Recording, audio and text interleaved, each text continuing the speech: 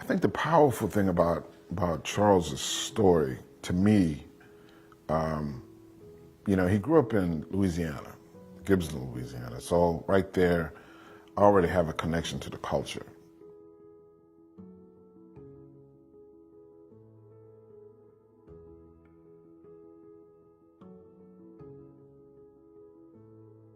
Reading the story, man, I relate to it so much because he was a unique child, in a world that didn't celebrate uniqueness. I was the same way, similar way. You look at what was going on with him as a kid, and he didn't even know, but he was just always a little different. And then to be assaulted and molested in such a way and violated by a family member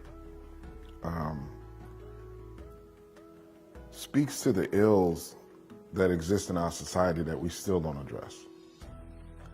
We often think of the perpetrators as being someone that's foreign to us, someone that's from outside our world, and we never want to look at the person that shares our blood type.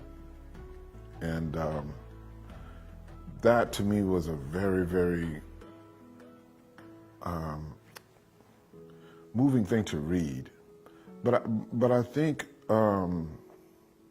the thing to really champion, if you will, about this story is the willingness for him to share it.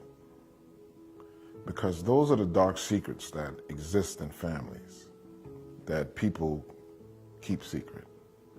And all of us have to suffer through and don't know how to really cope or to get help. I think by him sharing that story, it shows how much he has grown from that event. It shows his courage, and hopefully will open the doors for other people to heal, who are going through similar things, because, I grew up in a world where those things were kept silent. People didn't talk about those things, and entire families would know about it, but just didn't bring it up or didn't want to discuss it, which increases the pain, the suffering for all of those that have gone through it. So reading the book for me was cathartic in a way. I didn't have that type of experience, but we all know the stories, and not only our own families, but other families of folks that have suffered similar things. And I'm proud to be part of something that will hopefully shed some light on this and help some other people to find the peace that they need. Well, what's interesting. When we decided to do Fire Shut Up in My Bones, I'm thinking operatic. I'm thinking, okay, I've already done Champion. What do I do next to kind of grow from that experience? But when I sat down and started talking to Charles, all of that went out the window. All of that went out the window, because you listen to him talk about Gibson, Louisiana, and all of a sudden that sound starts to come to mind. It starts to creep into my brain. I can smell, the foliage, the sweet olive. I can smell all of that stuff. I start to hear certain sounds just from having a conversation with him.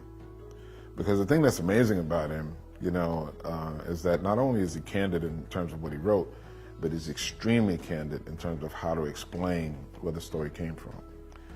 So that started to spark a lot of creative flow for me. And the opening sequence to this opera, it's kind of based around a lot of that. I don't want to give it away, but this is an opportunity not only to tell a unique story, but to do something interesting musically.